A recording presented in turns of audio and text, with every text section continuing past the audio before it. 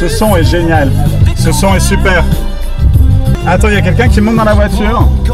C'est pas du tout mis en scène, bien évidemment. Hein. Ah bah alors. Ah bah voilà. Bonjour à tout le monde. Jean-Pierre Savelli, merci d'être avec nous. Voilà. J'écoutais de la musique au hasard. Je connais pas. C'est dingue, hein. Ça marche sur Messinatra, d'un coup il va. Bon. C'est qui, Nat King Cole? C'est Nat King Cole, exactement. Bon, mais on va un petit peu on va faire un tout petit tour en plein cœur de Toulouse. Et ensuite, on ira, je crois, ailleurs. Hôtel. On va voyager. Allez, d'accord. On va voyager. C'est parti, on y va? Tu montes, Michael?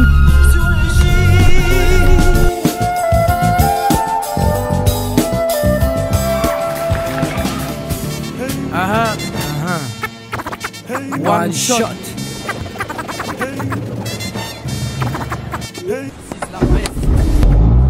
J'ai eu la chance de recevoir Jean-Pierre Savelli. Vous allez pouvoir voir l'interview en voiture. Il sort un nouveau livre, Regarde, le jour se lève, qui fait référence bien évidemment à cette chanson que vous connaissez tous.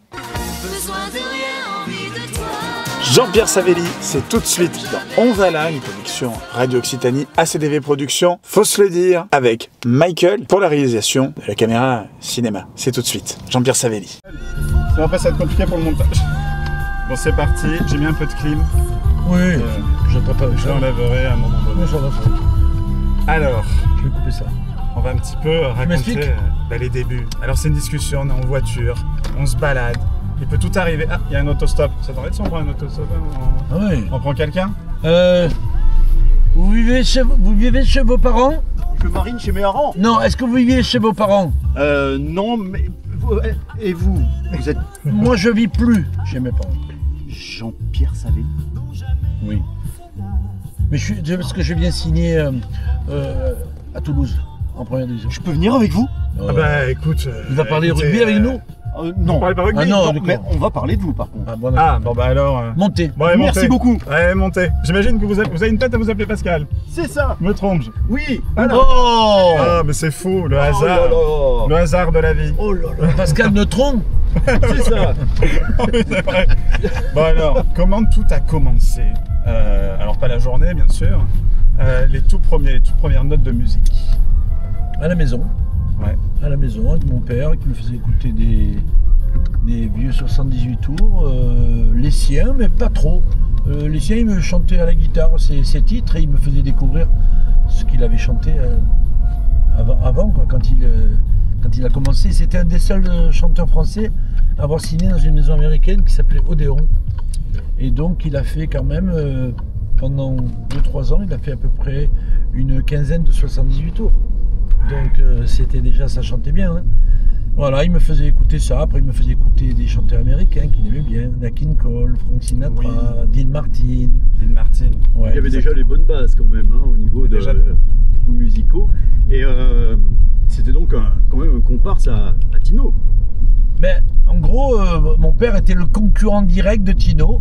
Parce qu'en Corse, il y avait de très très bons chanteurs. Mais le seul qui était en évidence, c'était Tino Rossi. Et mon père, quand il est parti à Paris à l'âge de 17 ans, c'est son frère qui lui a servi d'impresario.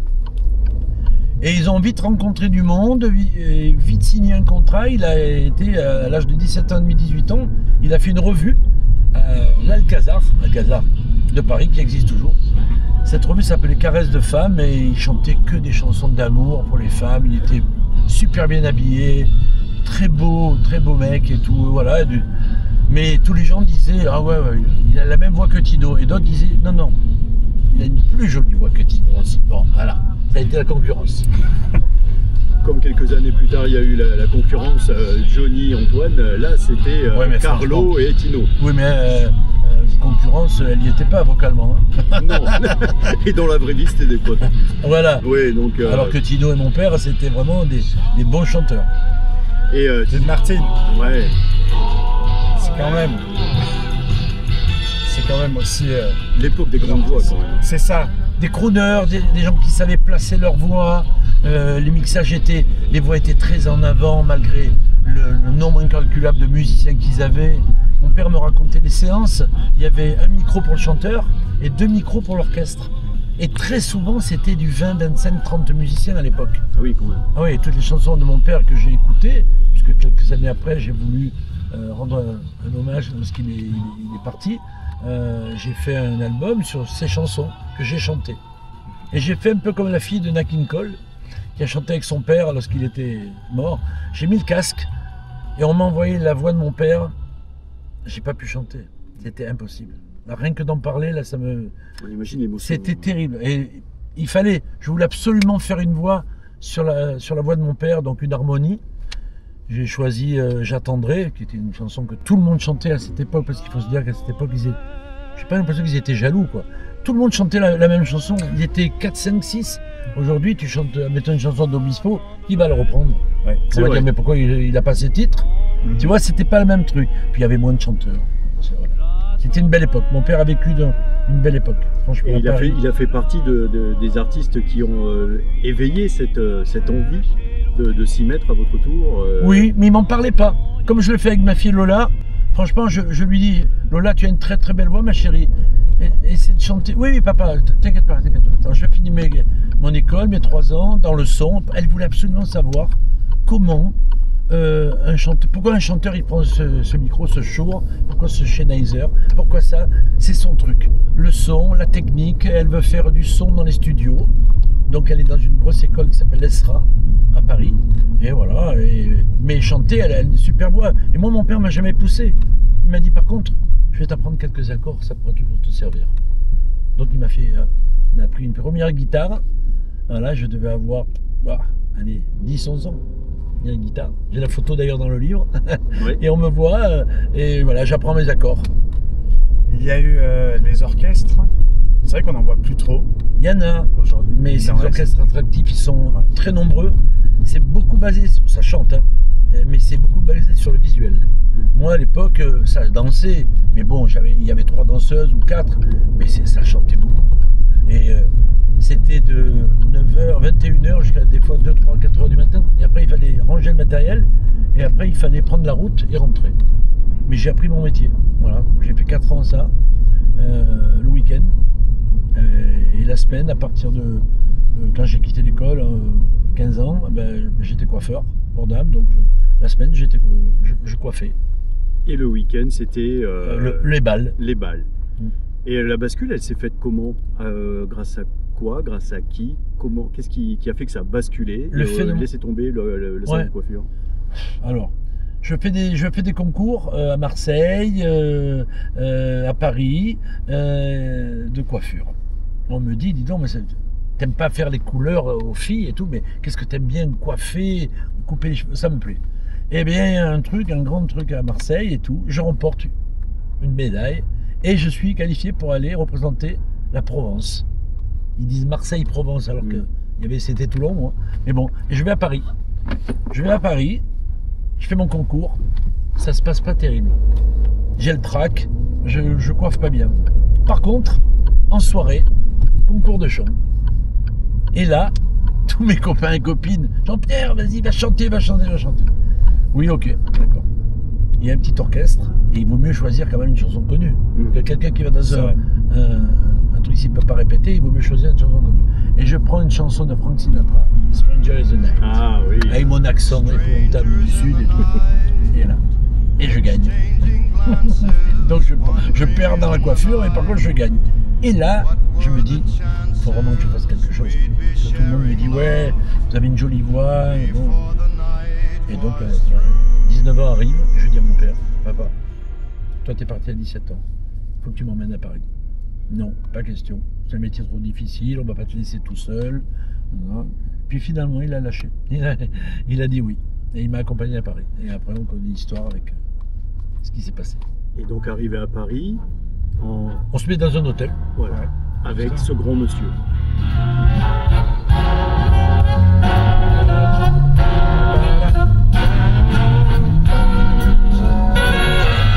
Michel Legrand. Oui.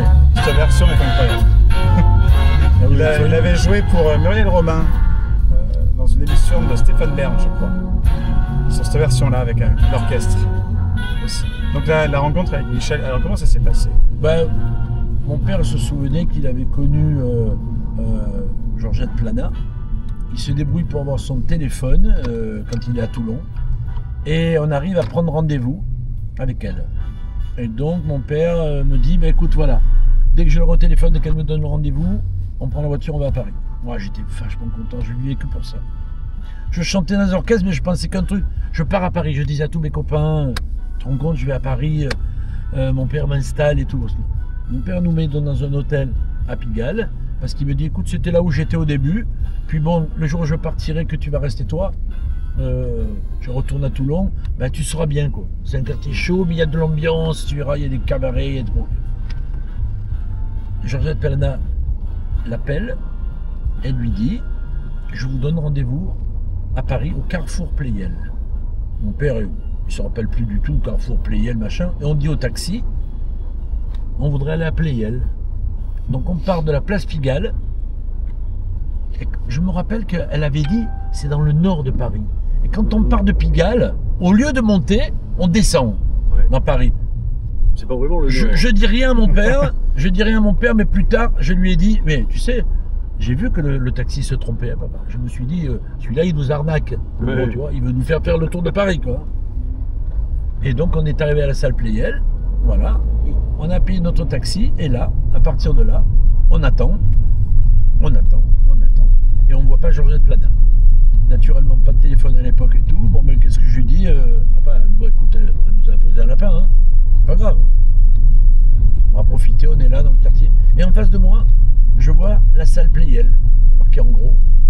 Et je vois plein de gens qui rentrent, et surtout des danseuses, des filles classiques, toutes avec des chignons et tout ça. Je me suis approché.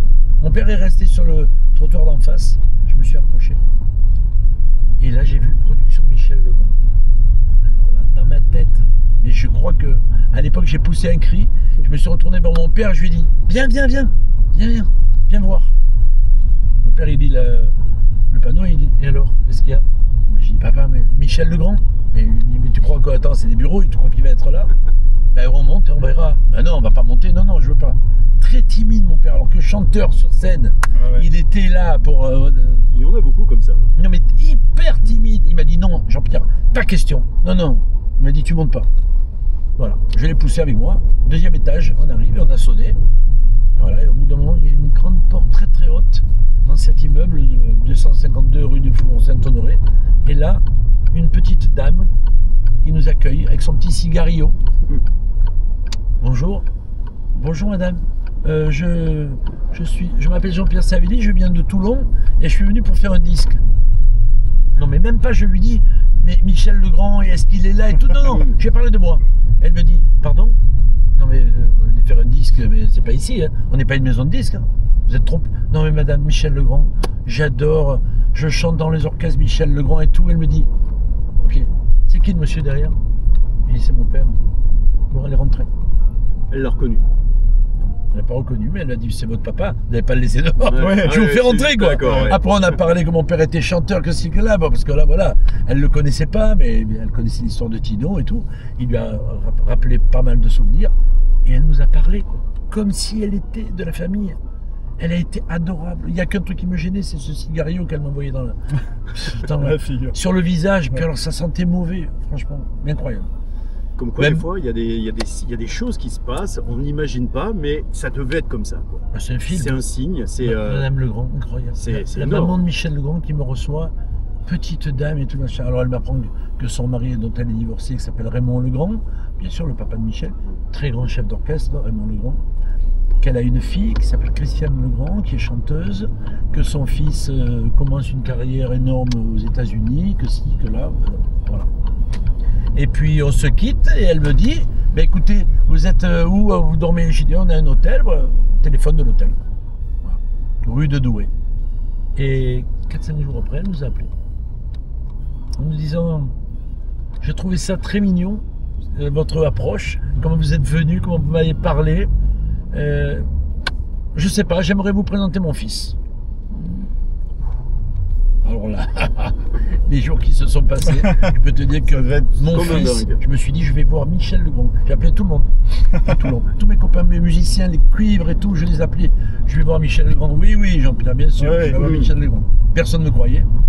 Ils sont parés, ça y est, c'est fini. Ah ben, t'es à Paris, maintenant ça y est. Non, mais voilà. Voilà, je peux pas dire que j'ai souffert, j'ai pas fait de cabaret, j'ai rien fait du tout. Voilà, quand il m'a vu, ben voilà, il m'a chanté des chansons, je les ai chantées avec lui. Il m'a beaucoup parlé, il m'a dit mais qu'est-ce que tu veux faire? J'ai dit moi ce que je veux c'est chanter. C'est chanter. Mais tu veux chanter mes chansons? Ben oui, je ne fais pas les miennes, de toute façon je connais quelques accords et tout. Et là il m'a posé des questions, est-ce que tu as fait le conservatoire? Je dis non. Est-ce que tu voudrais le faire? Non. Non. Ok. Et puis il m'a fait quelques remarques sur ma voix, tout de suite. Et il m'a dit, voilà, comment ça se fait que tu chantes si aigu que ça? Ben, c'est ma voix, quoi. Ma voix, elle est comme ça. J'aime pas trop les graves et tout. Je les travaillerai peut-être plus tard, mais non, j'aime. Ok, qu'est-ce que tu chantes? Ça, Nat King Cole, qu'est-ce que tu chantes? Frank Sinatra. Et en français, je voulais pas dire Claude François, tu vois. Mais j'ai dit, je chante Joe Dassin, je chante et Clo-Clo. J'ai dit Clo-Clo. D'accord, très bien. Bon ben voilà, ben, on va se revoir. Voilà. Ma mère a tes coordonnées, ouais, on va se revoir. Au revoir. Parti. Et ils m'ont rappelé pour signer le contrat. Pas d'autres discussions. C'est fou ça. Madame Legrand me dit, Michel veut te signer un contrat de 3 ans. Tu vas faire donc ça. Et très rapidement, il m'a proposé des chansons originales.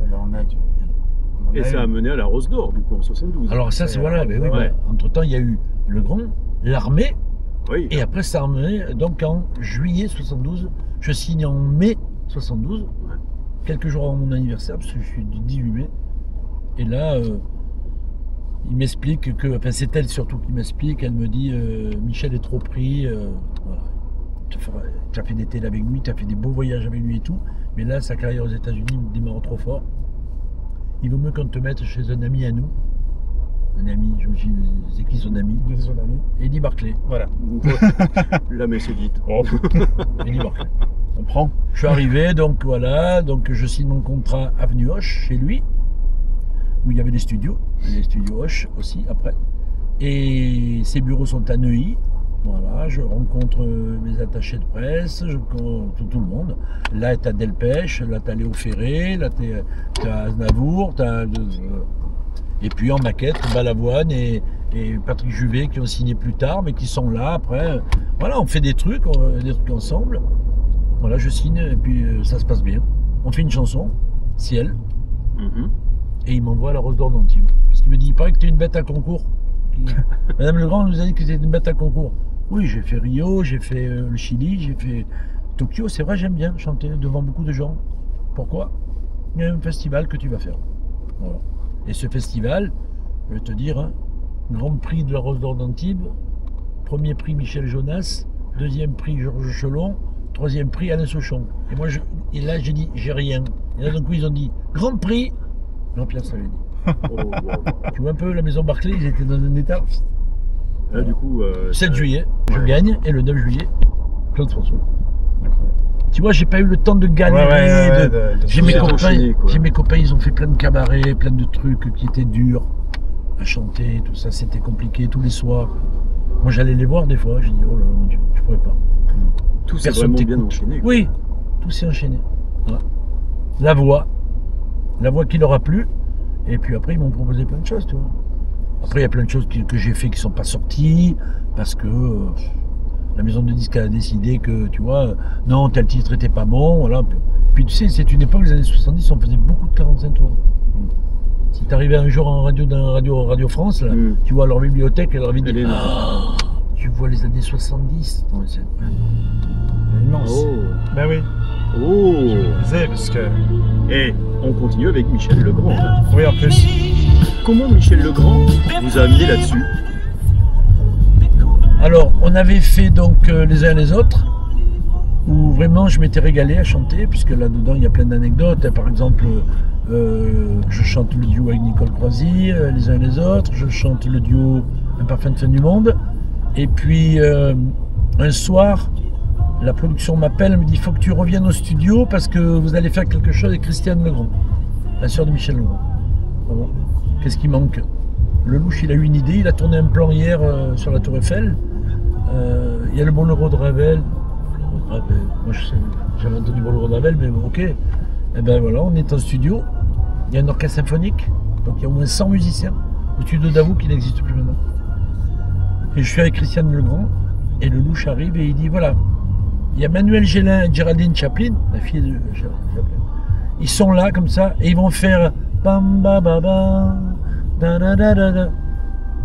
Nous on écoute avec Christiane Legrand, on se dit oui, et nous on fait quoi? Ben vous allez chanter ça, parce qu'ils ne chantent pas. Ah très bien. Christiane Legrand se retourne vers moi, elle me dit mais tu dis pas la musique? J'ai dit non Christiane, je dis pas. Pourquoi? Parce que Ballon de Ravel, on croit que c'est toujours pareil, mais c'est pas toujours pareil. Heureusement, on n'a pas fait les 17 minutes. On a fait 3 minutes 30. Par contre, on est là, on commence à chanter. Donc c'est lumière rouge, musicien, 3, 4, on a ta super. Au bout de même pas 30-40 secondes, lumière verte. Et dans le casque, on dit excusez-nous, il y a une amie de Michel Legrand qui est venue le saluer. On va arrêter un petit moment, 10 minutes. J'enlève le casque, je fais ça. Et là, je dis à Christiane, regarde qui arrive. Barbara Streisand. Oh, ah, coucou, Michel. Elle nous fait ça. Et elle rentre, hop, on la voit plus. Elle monte, parce que la cabine du studio d'Avoue était en hauteur comme ça. Et nous, on attend. On attend une demi-heure. De toute façon, Christiane m'a dit, même si c'est le mot de Ravel, tant qu'elle est là, je chante pas. Ouais. Ça, il en a playlist. Pour moi, c'est le summum. Quand elle a fait Yentl, oh, c'est beau. Et on a fini notre séquence, et dans le film, à la fin, il y a le fameux danseur argentin qui est mort, là, qui danse le boléro de Ravel à côté de la Tour Eiffel, c'est le rond, là, le boléro, et c'est nos voix. On entend nos voix chanter, tu vois. Il n'y a eu que des bons moments, et donc le grand me fait appeler quelques mois après en me disant je fais la musique d'un feuilleton qui va passer sur France 3 tous les soirs. Ça s'appelle Il était une fois l'espace. Est-ce que tu vas venir écouter au studio la chanson? Ok. Donc il est au piano, je le vois, mais je ne vois pas les musiciens qui sont derrière. Tout était prévu. Il savait que c'était moi qui chantais. Donc je vois le parolier, Albert Barillet, le producteur de la série. Et bonjour monsieur, enchanté. Et alors c'est vous qui avez une très jolie voix? Il m'accueille avec déjà, ça. Alors je lui dis qui vous l'a dit? Michel Legrand. Ok, mais, très bien. Alors c'est quelle chanson? Et j'entends Michel Legrand qui chante, tu vois. Mais Michel il la chante facile 2 tons en dessous, hein. Tu vois? Juste pour s'accompagner, quoi. Ouais, il me montre la mélodie. Je prends la mélodie et tout, machin. Ok, super. Et je lui dis Michel, c'est fabuleux, magnifique, mais c'est pas ma tonalité. Honnêtement, pour la mettre plus en valeur, il faudrait que ça monte. Oui, les musiciens sont là. Attends, les mecs, c'est tous des lecteurs. Hein. Comme moi, je lis Paris Match, l'équipe, hein, tu vois. Les mecs, ils ont fait un ton plus haut. Ils essaient, non, pas assez. 2 tons plus haut. Et les violons, c'était très très aigu. T'entends l'intro de Il était une fois l'espace? Oui, c'est vrai que l'intro, elle attaque. Elle attaque direct. Elle attaque, ouais. Voilà. Et donc les mecs ont joué, on a répété une grosse demi-heure, et après j'ai chanté. Et j'ai fait 2 fois le titre, et ils ont gardé tout. Voilà. Et ça a donné ça, et après j'ai vu sur France 3 tous les soirs. Alors je me dis, putain, là vraiment j'ai eu des trucs quand même incroyables de vivre ces moments avec le grand pendant de 70 à presque 83, tu vois. Où il m'a toujours appelé pour des bons trucs et tout. Après, il m'a plus appelé pour certaines choses. Par exemple, des duos qu'il faisait, mais je sais que c'est pas toujours lui qui choisissait. Quand il y avait un spécial Michel Legrand, j'ai pas été appelé. Là, par contre, il y a eu un film qui est sorti, je sais pas si tu es au courant. Il était une fois Michel Legrand. Ah oui. Alors l'année dernière, on était au Festival de Cannes. Il a eu un prix. Parce qu'il n'y a pas eu de grosse. C'est vrai qu'il n'y a pas eu de grosse promo là-dessus. Ils ont fait juste 80 cinémas en France, ça paraît. C'est déjà pas mal, 80. Oui, c'est pas mal. Oui, mais bon, c'est très musical, machin. C'est l'histoire de Michel Legrand. Voilà. Donc, ça a pas. Je sais pas. Je pense que ça n'a pas plu des masses. Moi, je suis dedans et je parle de quoi? Il était une fois l'espace. Le réalisateur a voulu que je parle de ça. Mais du coup, ça, Il était une fois l'espace qui a permis d'enchaîner sur les autres génériques qui ont bercé les enfants de ces années-là. Non, parce que 78 c'est Goldorak, 80 c'est Albator, il était une fois l'espace c'est 81. Ah oui. Tu vois, j'avais fait déjà des trucs, je crois que XOR je l'ai fait après. Honnêtement, je me rappelle plus. Tu sais, tu enregistres une année, ça sort l'année d'après. Hein. Ça va vite, donc, ouais. Entre 78 et 82, j'ai fait tout ça. Après, j'ai eu ma période AB Productions, où on m'a appelé pour chanter beaucoup de génériques de clips. Qui n'ont pas fait, tu vois, des trucs. C'est vrai qu'ils ont remplacé après... TF1, Antenne 2, c'était eux. C'était ça, ouais. Tout se passait chez AB Productions, le moins de petits comédiens chantaient. On les faisait tous chanter. C'est ça. Oui, ils prenaient tous ceux qui faisaient leur sitcom, ils chantaient.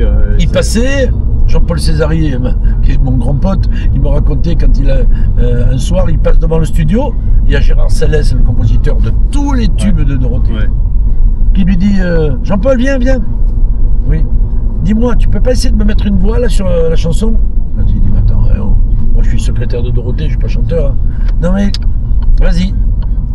Et il a fait ça, et c'est comme ça qu'il a réussi à faire 2 très bons génériques. Je me rappelle plus lesquels, qui sont sortis chez AB Productions. Tu vois, donc... J'ai vu que tu mettais Paris Violon. Ah oui, alors quelle belle chanson. Celle-là, alors je suis entièrement d'accord. Celle-là... En plus, moi, tous mes titres, t'as vu, ils sont sur... Tu les as trouvés? J'ai tout. Il y a YouTube, je suis abonné. La rue de la Harpe et la contrescarpe, à l'heure où le jour se fait vieux, s'offrent des musiques appelées boutiques, des musiques à fermer les yeux.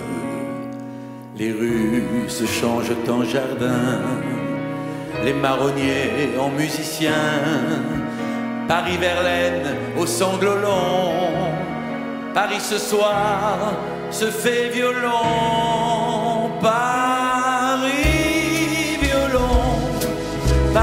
violoncelle, Paris garçon, Paris jouvencelle, j'ai ta chanson au cœur qui chancelle comme un ballon sur une nacelle. Paris violoncelle, sous les chansons que tu amonцelles, nous balançons sur la balancelle qui donne son nom au bord de la Seine. La la la la, Paris violoncelle, la la la la, Paris jouvencelle, la la la la, au cœur qui chancelle sous les violons de tes violoncelles, Paris. J'ai fait les mêmes montées de ton mais sans le violon. J'ai pris beaucoup plus valse. C'est magnifique. Ouais. Là on a l'image, là on imagine. Là. Alors en plus là j'ai fait faire pour le spectacle, j'ai pu faire les diaporamas. Ouais. Alors des photos de Michel Legrand avec moi et tout, et puis d'un coup ça passe. Tu vois, il y a plein de violons qui dansent et tout, on a pris des belles... Genre on a acheté des images, tu vois, parce que sinon tu as que de merde. Il faut mieux piocher dans les archives aussi perso. Ouais, ça, tu vois, j'ai pris des photos mélangées avec des jolis trucs.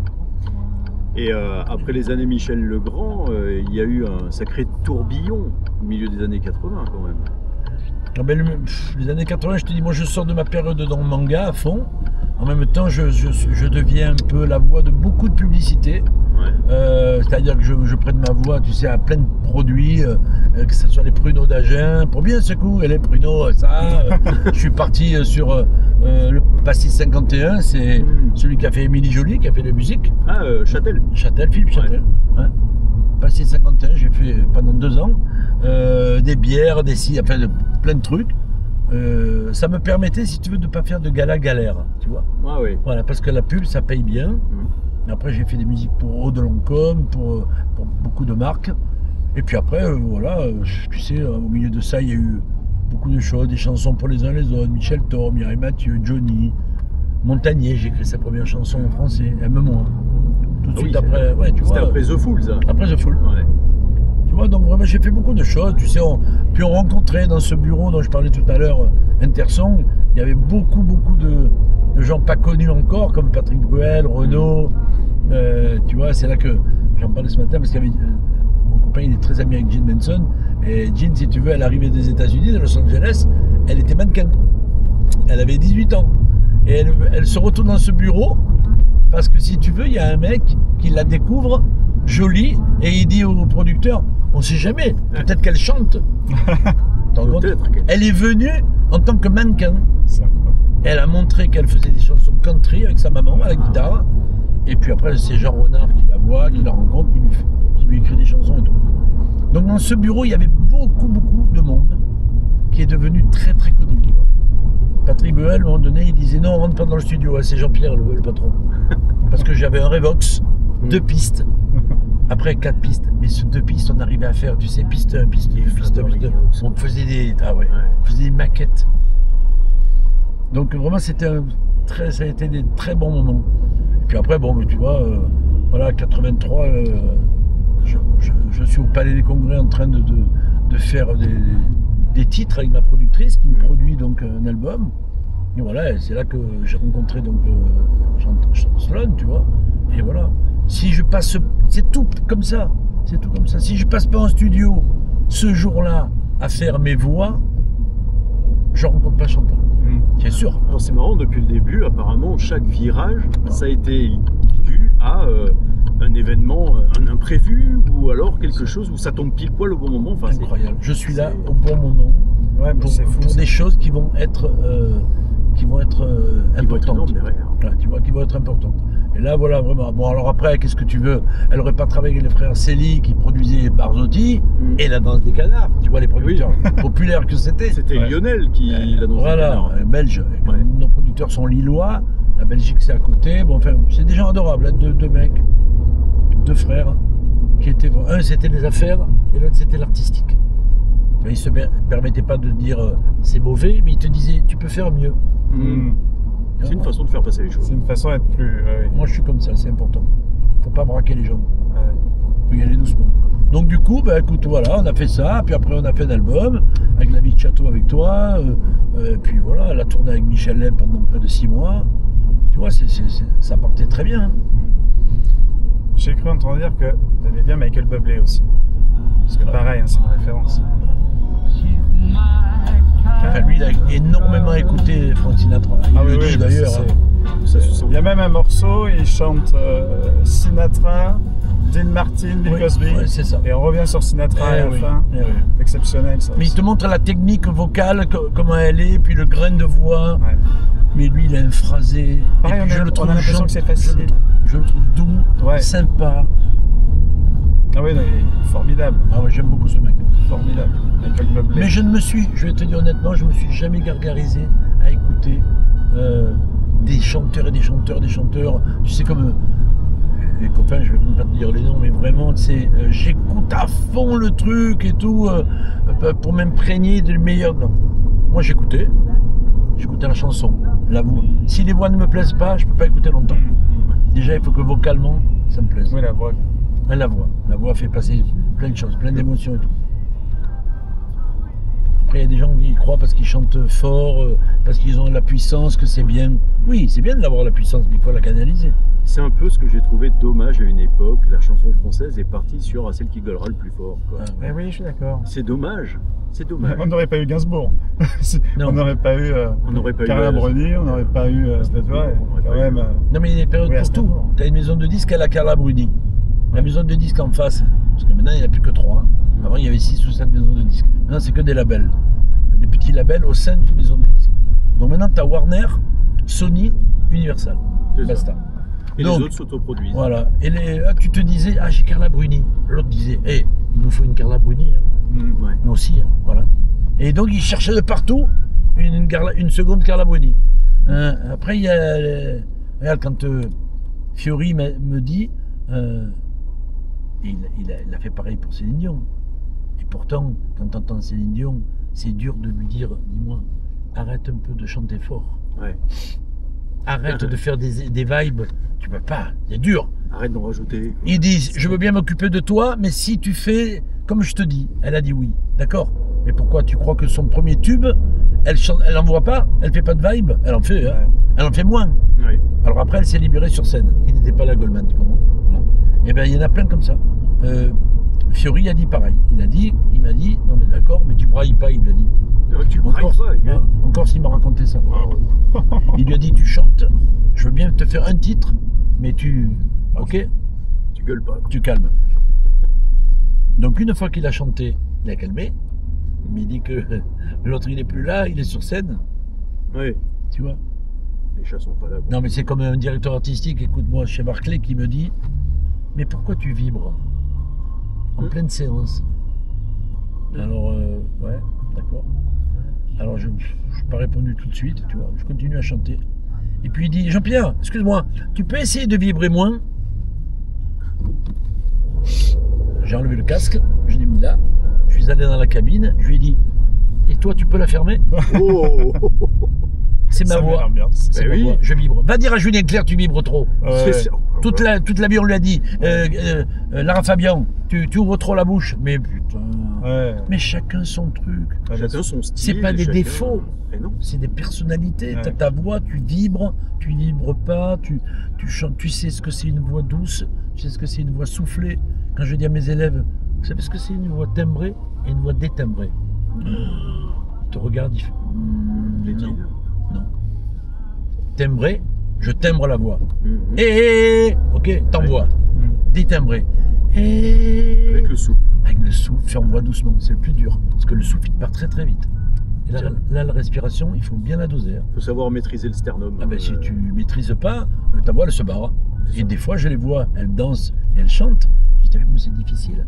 Alors sur un slow, quand tu fais les 10 commandements, quand tu fais Mozart, les ballades, ça va, parce que tu bouges pas. Mais quand tu bouges, que tu dois chanter, et là, elles disent, putain, mais comment ils font les autres? Ah ben, j'ai dit, souvent, c'est playback. Ben oui, parce que en général, il faut du souffle pour une chose et on n'en a pas pour 10. Hein. Moi, j'ai les 10 commandements, il y en a 2 qui chantent en live. Le reste, c'est les voix, elles sont dessus. Oui, c'était Lévy et... Non, mais là, le nouveau. Ah, le nouveau. C'est un Marseillais qui essaie de coller complètement à Lévy.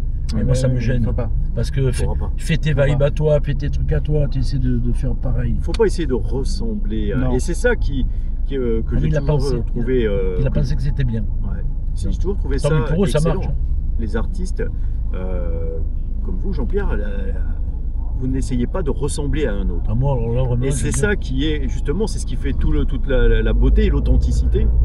Moi, si quelqu'un me dit tu ressembles à, ben, je dis écoute, alors je ne le fais pas exprès. Voilà. Après, on s'amuse à imiter un peu des gens, d'accord? Oui. Je pense que quand je travaillais avec le Clos, j'étais derrière, je faisais pareil. Ah ben ouais, mais je faisais le truc et tout, voilà. Okay. Mais intentionnellement et volontairement, pour le métier, il n'y a pas eu tentative de ressembler à. C'était Jean-Pierre, point. C'est-à-dire que ma voix, je te dis, le choix de la tonalité est important, parce que par rapport à une choix de tonalité, on te reconnaît mieux ou pas. Bien sûr. Voilà. Si je chante trop dans les graves, moi je sais que j'ai pas mon feeling, je peux pas faire mes feelings, mes petites vibes, mais je peux pas. Les petits effets. Les petits effets dans la voix, envoyer du souffle, je chante fort, je chante doucement, je peux pas. La tonalité est vachement importante. Mais cette musique de Beckhoff, de Toulon, hein, bien évidemment. Et oui. Hein, quand le spectacle est terminé, parce que ça c'est dur pour les artistes. Le spectacle est terminé, les bravos retombés, le théâtre démaquillé respire. Est-ce qu'il y a ce moment, quand on chante, on est sur scène, on dégage énormément, il se passe plein de choses dans le corps, hein, et on ressort tout. Ce moment après la scène, comment vous le vivez? Il y en a des fois, ça peut être triste, ils rentrent chez eux, ou pire, ils se retrouvent au supermarché. C'est horrible quand tu sors de scène et que tu te retrouves à la caisse comme ça. Alors, attends, le plus truc, c'est surtout quand tu fais des grosses scènes. Ouais. D'accord? Seul, avec tes musiciens ou avec beaucoup de chanteurs et tout ça. On s'est trouvé pendant 15 ans avec tout le monde. Tu es là, tu sors. T'as pas fait de rappel parce que le producteur il veut pas, parce on doit prendre le bus et vite partir, tu te rends compte? T'entends des choses incroyables. On ne dédicace pas, on fait pas ci, on fait pas ça, non on s'en va, c'est bon, et certains, oh je suis fatigué et tout. Et là c'est vrai, t'arrives à l'hôtel, tu te rends compte? Tu ne peux pas dormir tout de suite, c'est impossible. l'excitation. Mais c'est vrai que chacun a son truc. Tu as des filles, elles sont peut-être plus, tu vois, comme ça. Je me rappelle Sabrina, les premiers trucs qu'elle a fait avec nous, c'était pas évident, tu vois. D'ailleurs, c'est pour ça qu'elle avait la bande avec sa voix, parce qu'elle avait peur. Ouais. Tu vois, donc après, elle chantait par-dessus, mais elle faisait quoi? Un titre. Après, elle en a fait 2. Elle faisait, il n'y avait pas Patrick Hernandez, elle faisait Born to Be Alive et son titre à elle. Ouais, Boys. Tu vois, Boys. Mais elle avait des danseurs, des super costumes et tous ces trucs-là, tu vois. T'as pas le temps d'avoir le track. Mais quand t'es seul, que t'as une chanson, que tu rentres sur scène, là. Moi j'ai 2-3 passages dans les années 70-80 où je chante vraiment seul. Maintenant je me suis mis une des danseuses des filles qui me fait un truc sur Gérard Blanc. Quand je fais, tu vois, une autre histoire. Quand je fais le medley Le Grand, j'ai une danseuse aussi qui me fait un truc classique. Et quand je fais la gitane, j'ai une des filles qui viennent danser. Sinon, si tu as pas ça, tu peux à un moment donné, puis ça dépend, à un moment donné, tu as plus d'émotion, tu te files le trac tout seul. Hein. Rien que de parler de 2-3 phrases au public, selon ce que tu dis, tu peux avoir des moments où tu sais pas pourquoi, il te vient vraiment, tu sais, des frissons. Et puis je sais pas, moi j'ai parlé un jour tu vois, de la famille, ça a été terrible pour moi. Pour retrouver ma voix et tout, c'était incroyable. Parce que là, c'était se mettre à nu, c'était l'authenticité. Et oui, tu veux raconter des choses quand tu es dans ton spectacle à toi. Alors je raconte un truc pendant le passage Le Grand. En plus, bon, ils m'ont fait un truc. Lola, ma fille, elle est venue chanter Le Moulin de mon cœur avec moi. Et je le savais pas, elle me rappelait. J'ai pas sorti plus de 2-3 phrases avec elle. Il m'a pris sanglots. Voilà, ben, ça arrive. Beau cadeau. C'est arrivé, ouais. Elle l'a vu, hein, elle a senti, et elle a tenu le choc, elle a chanté jusqu'au bout et tout, tu vois. Mais elle avait préparé avec ma femme, avec les musiciens. Moi, j'étais pas au courant. Et tu sais, tu le vois à la télé, hein, tu chantes, puis t'entends une voix derrière, tu vois. C'est des moments extraordinaires, mais ça dépend le titre. Si c'est un titre comme ça, c'est pas grave. Hein. Mais quand c'est une balade, un slow, une chanson d'amour et tout, douce, cool. Oui, parce qu'il y a déjà l'émotion de base de la chanson. Ah, et mais derrière, deuxième effet. T'imagines J'avais à faire non, je ne pourrais jamais terminer. Ah oui, Je tremblais. Ma voix, elle n'était plus là. J'étais. Oh là là, rien que d'en parler, je me revois, tu vois, sur le truc. Surtout quand j'ai vu la vidéo. Et Lola qui m'attrape la main. Et dans le truc, elle me dit Papa chante. Oui. T'as un autre Alors là, terminé. Elle a chanté en solo. C'est con parce qu'elle avait prévu de me faire une harmonie, tu vois, une tierce sur ma chanson. Et c'était super parce qu'elle, c'est Miss Harmonie, elle adore ça. Elle a l'oreille du papa. Écoute, elle a son oreille et je suis content parce qu'elle n'a pas fait non plus de conservatoire. Elle joue de la guitare, elle s'est appris toute seule, elle joue de la basse, elle joue du piano. En 2 ans là à Paris, elle fréquente peut-être des bonnes personnes, des bons musiciens, mais putain, c'est incroyable. Puis alors quand elle chante, elle a son entité. Je t'enverrai juste sa chaîne pour que tu ailles écouter. Ah ben je veux bien. Alors elle fait. Elle s'affiche là, elle s'affiche la chaîne. La plage est pleine, coup de soleil sur la tête, le corps recouvert de crème et la peau trop pâle. Le bikini en vitrine, il va pas sur moi. Je suis entourée de filles sublimes, je rêve qu'elle n'existe pas. Non, je vais pas cacher mes poignets, ça s'affiche. On met les liens, bien évidemment. Sur YouTube, tu vois, Lola Savelli. Alors, je lui dis, tu t'es pas trouvé un nom? Elle me dit, mais j'en ai un déjà. Et toi, t'as changé? T'as pas changé, papa? Je dis non. Et pourtant, ils ont voulu me faire changer. Qu'est-ce qui ne leur plaisait pas? Chez Barclay, ils m'ont dit, il est trop long le nom. Alors, j'ai dit oui. Et Aznavour, c'est pas long? Ouais. Et JPS, c'était déjà pris, mais par une autre. Non, mais oui. John Player Special. Ouais, c'est ça. Et du coup, j'ai dit, bon, allez, ok. Ça m'étonnerait que ce soit plus loin que ça. Ouais, parce que là, on va un peu sur les chemins de travers. Ah ouais. Moi, je pense que c'est peut-être de l'autre côté. Ouais, c'est possible. Voilà. Je vais faire demi-tour. Ouais.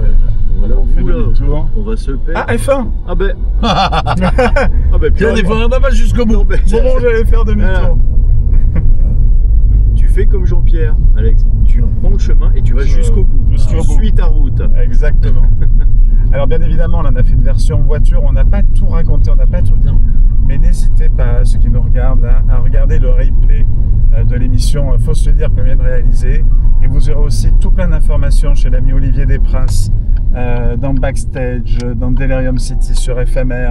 Vous aurez tout, on dit tout, bien évidemment. Abonnez-vous à la chaîne YouTube, abonnez-vous à toutes les chaînes YouTube qui s'affichent ici et dans l'espace commentaires en description, hein, surtout, je crois. Je maîtrise pas encore très bien YouTube, hein, ça fait que 5 ou 6 ans. Merci. Bonne ah. Arrivé. On arrive sur du Legrand, donc spectacle spécial Michel Legrand. Ouais, c'était très agréable. Et ben c'était avec un vrai plaisir. Attends. Merci beaucoup. Après, il faut monter tout ça. Hein. Ouais. Ah oui, en plus, il y a 2 caméras. Et le son, là. Il y a l'œil de Moscou Il y derrière. a tout. Ah oui, j'avais mis le micro là. Non, mais attends. Là. C'est bien. Je le rappelle, le jour se lève, Jean-Pierre Savelli, bien évidemment, qui nous a fait l'honneur d'être avec nous. Merci aussi à Olivier Desprinces pour ceci. Ça nous fait extrêmement plaisir. L'interview sera retrouvée également sur les ondes de radio Occitanie. Abonnez-vous à Jean-Pierre Savelli sur toutes les plateformes. Abonnez-vous également à Lola Savelli, sa fille, qui a également énormément de talent. Pour nous, on se retrouve très prochainement pour un nouvel épisode d'On va là. Pensez à vous abonner, à liker, à partager cette vidéo. Je vous dis à très vite. Ciao.